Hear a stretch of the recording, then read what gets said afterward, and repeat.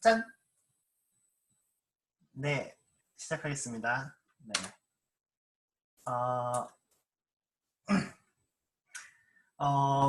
몇 번째 발표인지 모르겠네. 아무튼, 네. 서서히 다들 체력에 부처하는 논문 모임입니다. 저도 아침 8시 반에 일어나서 하기 힘든데, 한번 그래도 끝까지 달려보도록 하겠습니다. 자, 오늘 할 논문은 Understanding Black Box Prediction via Influence Function인데요. 이번에 ICML 2017에서 베스트 페이퍼를 받았던 논문입니다. 선정 이유는 베스트 페이퍼를 받아서고요. 또 한 가지 이유는 그냥 뭐 할까 고민하다 검색해보니까 유튜브에 이 저자가 2주 전에 발표를 한 영상이 있더라고요. 그래서 역시나 마이크로소프트 리서치에서 이 유명한 이 좋은 연구자를 모셔다 놓고 이렇게 세미나를 했는데 제 설명이 허접한 테니까 더 자세한 거 원하시는 분은 이 설명, 여기 유튜브 설명을 들어주세요. 2017년 4월에 나온 논문이고요. 그 다음에 여름에 이제 ICML에서 베스트 페이퍼 상을 받은 논문입니다. 아이고야, 왜 이거부터 나오니? 자, 그래서 기본적으로 여기 논문을 보면 굉장히 이제 물음표들이 많거든요. 퀘스천들에 대해서 답을 하는 형식의 논문이에요. 그래서 어떤 퀘스천들이 있냐면은, 우리가 어떤 뭐 클래시피케이션에 이런 프리딕션을 했을 때, 걔가, 왜 그런 프리딕션을 내놨느냐. 그리고, 이 시스템, 왜 이 시스템 그런 프리딕션을 만들었느냐. 그렇다면은, 지금 만든 이 모델은 도대체 어디서 온 것이냐. 만약에 내가 트레이닝 데이터를 조금 바꾼다면은 무슨 일이 일어날 거냐. 이러한 질문들에 대해서 답을 하고 있어요. 근데 이 논문의 특징, 이제까지 이제 뭐 이 딥러닝의 블랙박스, 이 매직에 대해서 해석해보는 노력들은 많이 있었잖아요. 근데 이 논문의 다른 점은 뭐냐면은 기존의 논문들은 대부분 이제 어떤 모델이 딱 파인 튜닝까지 딱 돼가지고 옵티멀 파라미터를 딱 가졌으면 그 파라미터를 이제 해석하는데 노력을 했어요. 예를 들어서 뭐 액티베이션이 뭐가 잘 됐는지, 뭐 인풋 스페이스에서는 어디가 잘 액티베이트가 됐는지 뭐 이런 것들을 알아봤는데 이 논문에서는 어떻게 하냐면은 트레이닝 이그젬플들을 펄터베이션을 해가지고 트레이닝 이그젬플이 달라질 때 과연 로스는 어떻게 달라지고 파라미터는 어떻게 달라질 것이냐 이런 관점에서 접근을 했어요. 다시 말해서 그 모델이라는 게 픽스드 모델이 아니라 그 우리 모델을 트레이닝 인풋에 대한 함수다라는 것에 집중해서 이제 인터프리테이션을 한 거죠. 뭐 블랙박스 모델 혹은 비주얼라이제이션, 언더스탠딩 관련해 가지고는 기존에도 여러 논문들이 있었는데요. 이제 먼저 결과를 해석하는 가장 여러 가지 방법들이 있지만 대표적인 방법에는 이제 뭐 가장 액티베이트가 잘 돼 있는 뉴런에 대해서 그러니까 뉴런에 대한 한 뉴런을 가장 액티베이트 잘 시키는 그런 인풋을 찾아보는 그런 게 아주 기초적인 방법이죠. 또 한 가지 방법은 뭐 캠 같은 방법이 있고요. 그래서 이제 인풋 스페이스로 다시 되돌려 봤을 때 어디가 가장 액티베이트, 어느 파트가 가장 액티베이트 되느냐 뭐 이런 거 볼 수 있고요. 또 다른 걸로는 이제 각각 부분에 대해서 검출을 해낼 수 있는 좀 더 심플러 모델을, 동등한 심플러 모델을 만들어서 그걸 가지고 또 해석을 하는 방법도 있어요. 근데 이 논문들과 다른 점은 아까 말씀드렸듯이 이 논문들은 그 모델이라는 걸 딱 먼저 구해서 고정시켜 놓고 그 다음에 해석을 했는데 이 논문은 이제 펄터베이션을 줘가지고 트레이닝 이그젬플도 바꿔가면서 했다는 거죠.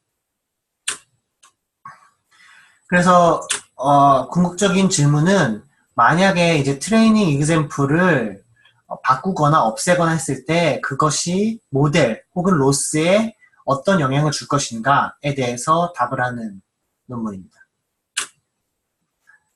수식들 조금 보면은 일단 뭐 옵티멀 파라미터라는 거는 로스를 미니마이즈 하는 파라미터라고 할 수 있죠. 그리고 만약에 제가 이제 어떤 하나의 트레이닝 이그젬플의 영향력을 알아보기 위해서는 그 이그젬플만 빼고 한번 리트레이닝을 해보면 될 거예요. 그래서 뭐 예를 들어서 10개의 이그젬플이 있었는데, 트레이닝 이그젬플이 있었는데 그중에 하나를 뺐더니 뭐 성능이 10% 감소했더라. 그러면 그것의 영향력을 그런 퍼센트 로스, 뭐 애큐러시나 로스 이런 것들을 보면서 이제 확인을 할 수가 있겠죠. 좀 더 일반적으로는 그냥 단순히 이제 하나의 example을 없애는 게 아니라 하나의 example을 업웨이팅 시키거나 다운웨이팅 시키거나 할 수 있을 거예요. 그래서 이제 그거의 영향력을 줄이거나 높이거나 하는 걸 통해서 펄터베이션을 줘서 모델 파라미터가 어떻게 변하는지를 볼 수 있다는 거죠. 그래서 여기서 이제 인플루언스 펑션이라는 거를 도입을 했는데요. 그 인플루언스 펑션이라는 거가 여러 가지가 나오는데 그 중에 첫 번째가 뭐냐면은 influence on the parameter예요. 그래서 내가 만약에 G에 대한 영향력을 업웨이팅을 했을 때 과연 파라미터는 어떻게 변할 것이냐에 대한 얘기고요. 이거는 뭐 1970년대부터 있었던 얘기라고 해요. 1970년대에도 분명 통계학이나 이런 쪽에서 트레이닝 example에 대해서 모델이 어떻게 형성된가를 관심을 가졌잖아요. 거기에 대해서 이제 1970년대 나온 이 수식이 바로 이건데요. 그러니까 그 모델 파라미터를 요 입실론 그 업웨이팅한 정도로 지금 미분을 한 거죠. 그래서 미분을 하면 그 변화량이 나오는데 그 변화량이라는 건 뭐에 비례하냐면은 로스에 비례를 하고요. 그 다음에 문제가 되는 게 바로 요 텀입니다. 헤시안의 역함수에 비례를 합니다. 당연히 로스에 비례하는 거는 뭔가 직관적으로 이해가 되죠. 왜냐면은, 그러니까 내가 지금 이 G라는 파라미터, 그러니까 G라는 파라미터를 뭐 예를 들어서 간단하게 말해서 없애고 뭐 이렇게 하면은 그 없애는 영향력이 분명히 G의 로스에 전달이 돼서 그 로스로부터 백프로퍼게이션이 될 때 그 영향력이라는 건 로스에도 관계가 될 거잖아요. 그래서 로스에 관계가 있고, 그 다음에 이 해시안의 역함수에도 관계가 있다는 것입니다. 수식만 보면 좀 그러니까 그림으로 한번 생각을 해보면요. 지금 이 인플루언스 펑션이라는 게 어떻게 영향력이 있는가에 대해서 알아보려고 지금 이 그래프를 본 거예요. 근데 지금 보면 이제 SVM 같은 경우에는 지금 왼쪽이 이제 그 가로축이 유클리언 디스턴스거든요. 그래서 왼쪽으로 갈수록 그 픽셀 단위의 유클리디언 디스턴스가 가깝다는 얘기예요. 근데 지금 보니까 뭐 긍정적이든 부정적이든 영향을 많이 주는 이그젠플들은 어떤 이그젠플이냐면 SVM에서는 픽셀 밸류들이 가까운 것들이 긍정적이든 부정적이든 영향을 많이 줬다는 거죠. 이제 보시면은 지금 요 그림을 얻기 위해서 보시면은 주황색들이 많잖아요. 그러니까 이런 것들이 SVM을 결정짓는데 가장 중요한 이그젠플들이에요. 근데 SVM 생각해 보시면은 아시다시피 그 서포트 벡터, 그 바운더리에 가장 가까운 것들이 굉장히 중요한 역할을 하잖아요. 그리고 바운더리에 가장 가까운 것들이라는 거는 그 비슷한데도 불구하고 네거티브 혹은 뭐 포지티브의 결과를 낳는 그런 것들이겠죠. 그러니까 이런 것도 이해가 되실 거예요. 근데 반면에 이제 뉴럴넷 같은 경우에는 분명히 이제 뉴럴넷 인셉션 모델 같은 경우에는 여러 가지 레이어를 겹치면서 그 리프레젠테이션을 배우잖아요. 그래서 가장 영향력을 많이 주는 게 뭘까라고 뽑아보니까 신기하게도 이런 두 가지 이그샘플이 나왔대요. 이게 다 지금 영향력 함수를 보고서 뽑은 거거든요. 그러니까 좀 신기하죠. 그러니까 이게 바로 이제 리프레젠테이션 러닝이다라는 거죠. SBM은 픽셀 단위에서 보는데 얘는 리프레젠테이션 좀 더 고차원적인 리프레젠테이션 배웠다라는 겁니다. 다시 수식으로 넘어가겠습니다. 아까 했던 건 뭐냐면은 이제 업웨이팅 G를 그러니까 어떤 트레이닝 example을 업웨이팅 했을 때 파라미터의 변화를 봤고요. 뭐 이런 것들을 보면 이제 파라미터의 변화를 리니얼리 어프로키메이션 할 수 있겠죠. 이걸 하면은 좋은 점 뭐냐면은 보통 이제 파라미터 영향력을 example의 영향력을 보려면은 100개 example 중에서 하나를 빼고선 다시 트레이닝하고 그 다음에 두 번째 거 빼고 다시 트레이닝하고 세 번째 거 빼고 다시 트레이닝하고 이렇게 트레이닝 다 해보면은 에큐레시든지 로스 변화를 볼 수 있잖아요. 근데 이제 그렇게 하지 않고 그것의 근사값으로 요것을 이용을 해도 된다는 거죠. 각각의 example의 영향력들을 굳이 리트레이닝을 안 하고. 이제 다른 수식도 알아볼 거는 뭐냐면은 이제 만약에 트레이닝 example이 모델 파라미터가 아니라 로스에는 어떤 영향을 주느냐에 대한 건데요. 이것도 이제 비슷한 수식으로 데리베이션이 됩니다. 그래서 그 로스 펑션을 요 입실론 체인지에 대해서 미분을 하면 될 텐데요. 체인 룰을 써가지고 먼저 요거 그 세타에 대해서 미분하고 세타를 입실론에 대해서 미분을 하면은 요건 아는 값이니까 아까 나왔고 얘는 요거 나오고 해서 이렇게 나옵니다. 아까 값이랑은 차이가 뭐냐면은 앞에 이제 그 테스트에 대한 로스가 붙었죠. 그래서 뭐 생각해 보시면은 그 모델 파라미터의 영향과 그 테스트 로스의 영향 두 가지를 합친 것이 어떠한 트레이닝 example을 변화시켰을 때 특정한 테스트 샘플의 로스를 증가시킬 그 영향 함수다라고 볼 수 있어요. 비슷한 꼴이죠. 두 개 차이점 아시겠죠? 얘는 모델 파라미터에 대한 변화량이고 얘는 로스에 대한 변화량이에요. 트레이닝 example 업웨이팅 했을 때.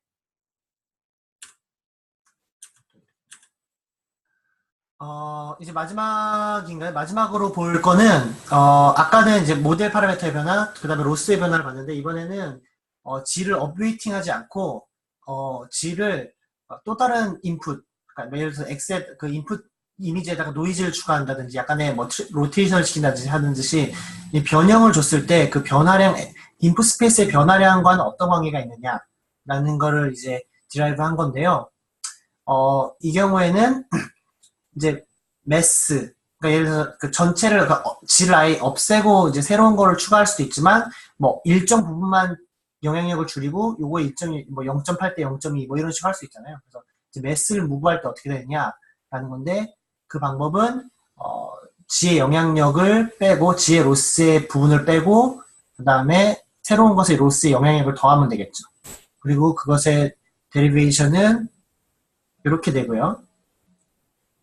간단하죠? 아까 했던 그 영향력에서 G 시그마의 영향력을 더하고 그 다음에 내가 이제 다운웨이팅 했던 그 G에 대해서는 빼고 다들 덧셈 뺄셈을 하시면 되고 만약에 이제 X에 대해서 요 변화함수 X에 대해서 X가 컨티뉴 하다면은 이것을 이제 X에 대해서 리니어 어프록시메이션을 할 수 있다는 겁니다. 그러니까 요게 지금 보면은 그 시그마에 대한 변이에 대한 미분꼴이잖아요. 그러니까 미분꼴이니까 이 부분을 이제 컨티뉴스 하다면은 이렇게 리니어 어프로시메이션을 할 수 있다는 거죠.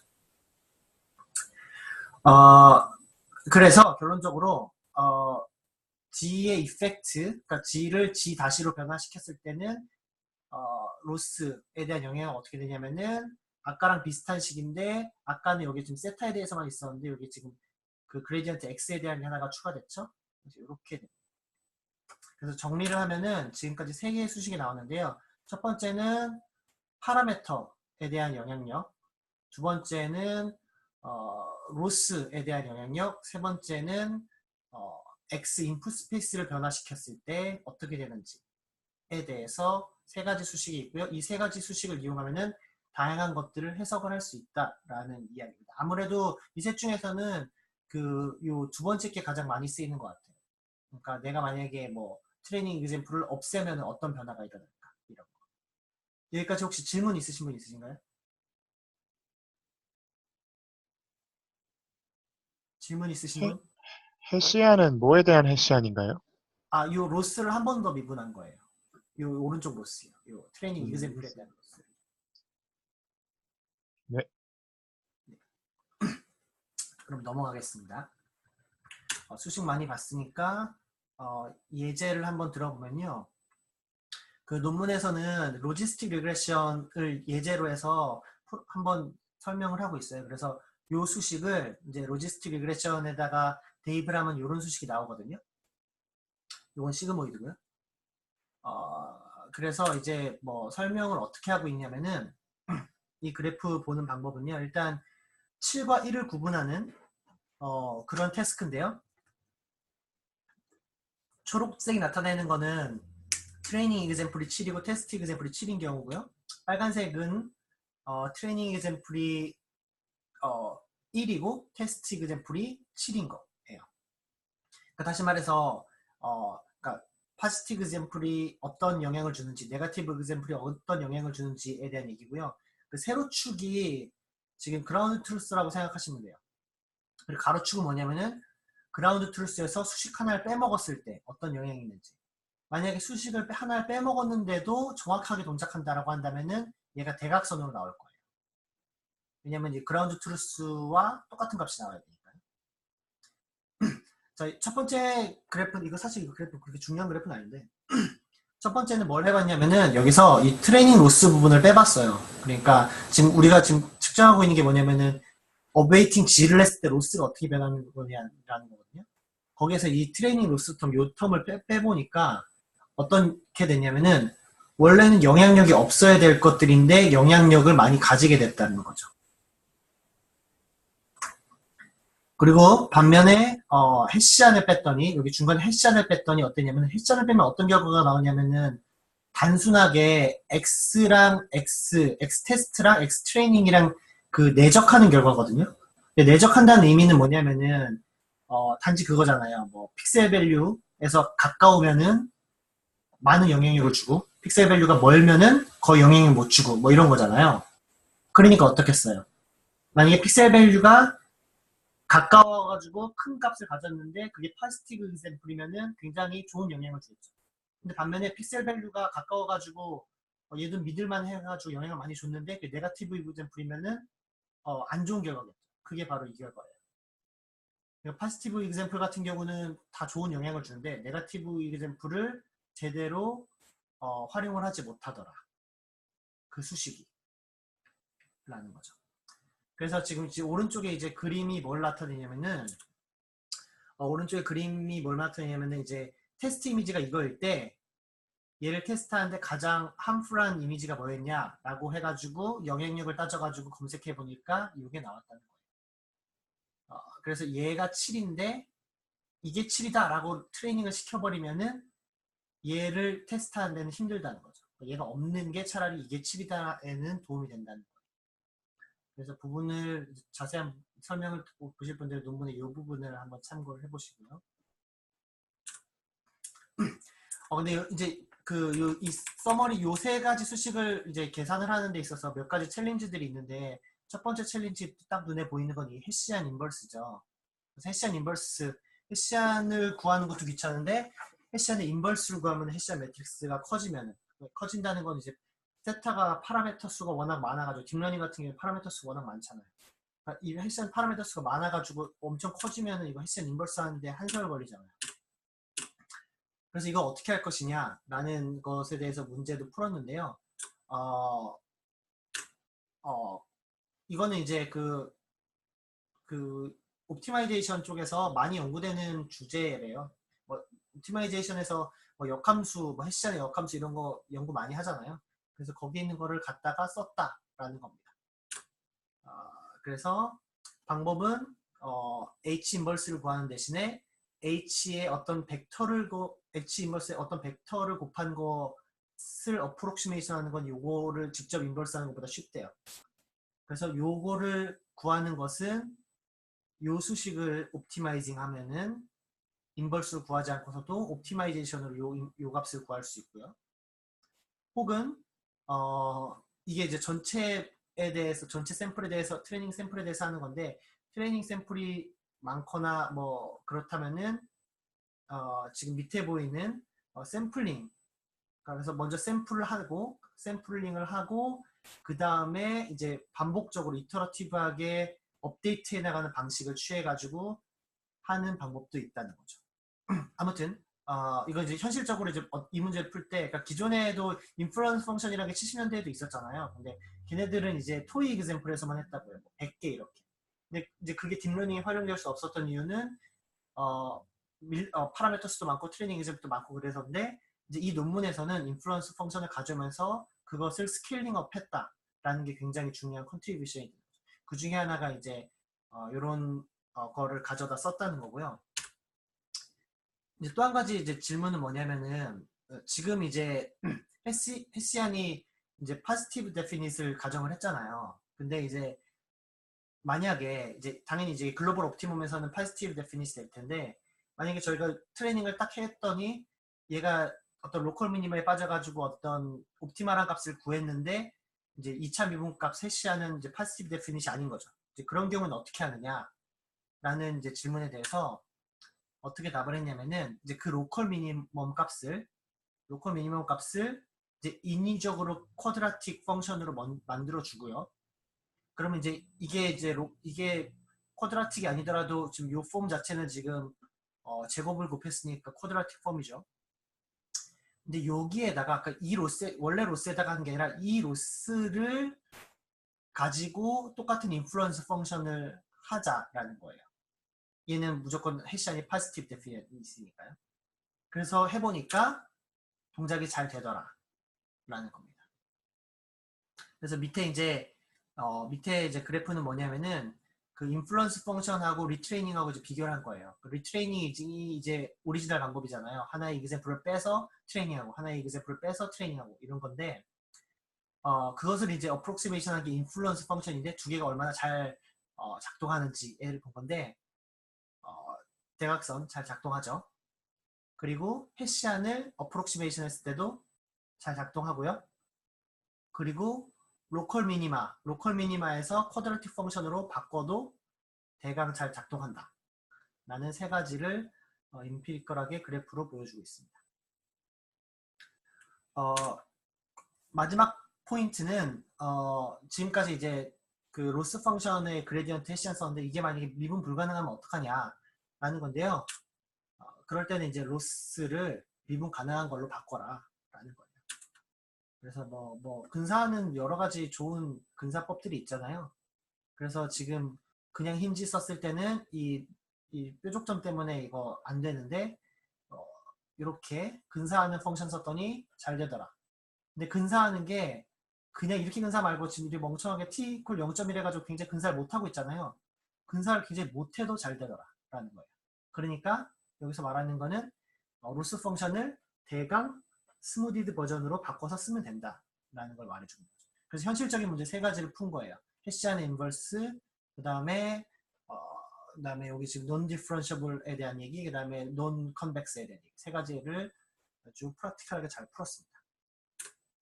이제 마지막은 이제 어플리케이션인데요. 그럼 우리가 이제 이 인플루언스 펑션을 가지고 뭘 할 수 있느냐? 이제 첫 번째는 각각 트레이닝 이그샘플에 대한 영향력을 알아볼 수 있겠죠. 그게 아까 했던 것들이었어요. 그래서 SVM에서는 영향이 가장 컸던 게 바로 픽셀 밸류가 가까운 것들, 얘네들이 영향이 가장 컸다라는 거고요.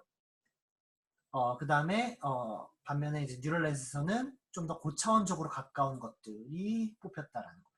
그래서 이 모델이 이 방법이 어떻게 인풋과의 관계를 가지고 작동하느냐를 알아보는 이 인플루언스 펑션이 되게 유용하다는 거죠. 두 번째는 이제 adversarial example을 만들 수도 있다는 거예요. 우리가 아까 이제 유도했던 수식 중에 하나가 뭐였냐면 이거였어요. 그 트레이닝 example을 다른 쪽으로 바꿨을 때 어떻게 로스가 증가하느냐에 대해서 봤잖아요. 그러니까 이 디렉션으로 트레이닝 인풋을 바꾸면은 이 테스트 인풋을 로스를 엄청 크게 만들 수 있다는 거죠. 아시겠죠? 그러니까 이 원본을 갖다가 이 로스가 커지는 요 인플루언스가 커지는 요 방향으로 요 테스트에 대해서 만들려면은 그렇게 이 값을 뭐 더하고 하면은 만들 수 있다는 거예요. 그래서 그 방법을 통해서 지금 adversarial example 만든 결과고요. 또 한 가지는 이제 디버깅을 할 수 있다는 건데요. 디버깅 지금 이거 어떤 얘기냐면 여기서는 지금 이제 도메인 미스매치에 대해서 디버깅하는 걸 보여줬어요. 예를 들어서 지금 저희가 이제 트레이닝 디스트리뷰션이 원래 이랬다고 쳐봐요. 헬스 칠드런이 훨씬 많고 그 다음에 이제 병 걸린 칠드런이 훨씬 적어요. 근데 우리가 트레이닝 이그젠플을 딱 뽑을 때 실제 디스트리뷰션을 잘 못 뽑아가지고 트레이닝에서는 헬스가 지금 한 명밖에 안 뽑혔다고 생각을 해볼게요. 자, 그랬을 때 지금 얘가 분명히 이제 에러가 많이 발생을 할 거잖아요. 근데 그 에러가 어디서 왜 나타나는지를 이제 잘 보면은 어디서 볼 수 있냐면은 요 하나와 세 개의 인플루언스들을 보면 된다는 거죠. 이 하나 같은 경우는 인플루언스가 굉장히 중요하게 작동을 할 거예요. 왜냐면은 이 하나가 이 21개를 다 정답을 맞춰야 되잖아요. 근데 반면에 이 세 개는 되게 안 좋은 방향으로 영향을 줄 거예요. 왜냐면은 지금 이게 세 개가 있음으로써 어떻게 하고 있냐면은 실제 모델에서 아픈 애들이 3배 더 많다라고 지금 잘못된 정보를 가르쳐주고 있잖아요. 그러니까 얘를 제거했을 때 로스가 훨씬 더 증가한다. 다시 말해서 얘의 인플루언스가 네거티브일 거예요. 이제 그걸 보여주는 게 지금 오른쪽 그림입니다. 그래서 오른쪽에서 헬시는 굉장히 지금 강하게 이게 40배 더 중요하게 나타난다 그러거든요. 다른 이그샘플들에 비해서. 그래서 헬스는 강하게 파지티브, 반면에 나머지 3개 병든 애들은 강하게 네거티브로 나타난다라는 거. 마지막으로 또 한 가지 할 수 있는 건 뭐냐면은 우리가 요즘에 이제 노이즈 레이블 데이터를 많이 다루잖아요. 근데 노이즈 레이블 데이터, 예를 들어서 뭐 100만 개의 데이터를 했는데 100만 개 중에서 10% 정도가 노이즈 레이블인데 그 레이블을 뭔지 전수 검사하기가 힘들잖아요. 이제 그럴 때 어떻게 할 수 있냐면은 인플루언스를 다 체크를 해보는 거죠. 그래서 인플루언스를 다 체크를 했을 때 뭐 인플루언스가 뭐 그거를 딱 뺐을 때 뭐 로스가 더 좋아진다든지 뭐 이런 것들을 보면 되겠죠. 그런데 쓸 수 있다는 거예요. 그래서 지금 이 그래프가 나타내주고 있는 거는 이제 특히나 이제 이 인플루언스와 로스의 비교를 하면 되는데요. 어, 그 단순히 트레이닝 이그샘플에 대해서 로스 값을 체크를 해가지고 로스가 큰 것들을 빼는 거랑 그게 아니라 그 트레이닝 이그샘플에서 인플루언스가 큰 것들을 빼는 거랑 그래서 그것들을 검사한 거랑 본 거예요. 그래서 10% 그러니까 그 스레시홀드를 딱 정해가지고 스레시홀드 10%로 큰 값들을 내가 전수 검사했을 때 20%를 전수 검사했을 때 30% 전수 검사했을 때 해보니까 인플루언스를 베이스로 해가지고 데이터를 보는 게 훨씬 더 유리하더라 라는 거죠. 랜덤하게 하는 건 당연히 이게 잘 안 되는 거고요. 근데 이게 마지막 페이지입니다. 그래서 오늘은 이제 베스트 페이퍼, HTML 베스트 페이퍼에 대해서 알아봤고요. 가장 중요한 거는 수식 3개, 서머리, 네, 요거였습니다. 네. 질문 있으실까요? 이해 안 되시는 부분이나 뭐 이런 것 있으시면 아마 다들 안 되실 테니까 저도 안 되니까. 네거티브 익샘플 그 이펙트를 주더라도 로스가 네거티브 그 인플루언스를 주면 로스가 커져야 되는 건가요? 그러니까요. 지금 파지티브의 의미는 뭐냐면은 잠깐만요. 이거 되게 헷갈리는데요. 이 그샘플을 보면은 좀 되겠네요. 그래서 이거 보면은 그냥 대충 감이 오죠. 그러니까 뭐 헬시 차일드를 빼면 안 되니까 지금 얘가 인플루언스가 크다라는 얘기는 뺐을 때 로스가 크게 증가한다. 이걸 파지티브로 보는 것 같아요. 네, 알겠습니다. 저도 이거 뭐 그냥 뭐 완벽하게 막 하는 게 그때 뭐 할 때 돼서 다시 확인해야 될 거니까 어차피 지금 알아봐야 소용없어요. 맨날 헷갈리고.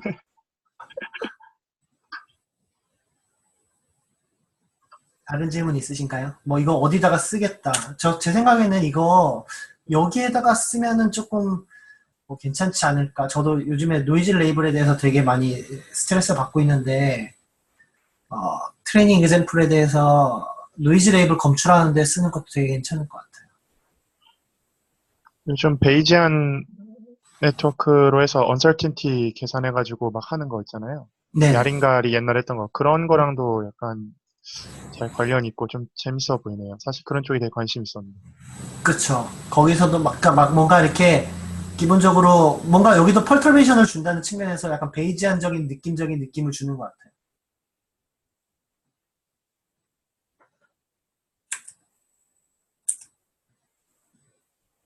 질문도 없으신가요? 혹시 초보자분들을 위해서 질문해 주실 분 없으신가요?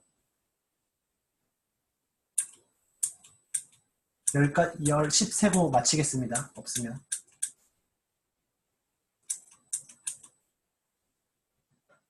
네. 그러면은 마치도록 하겠습니다. 네. 수고하셨습니다. 수고하셨습니다. 어떡하지?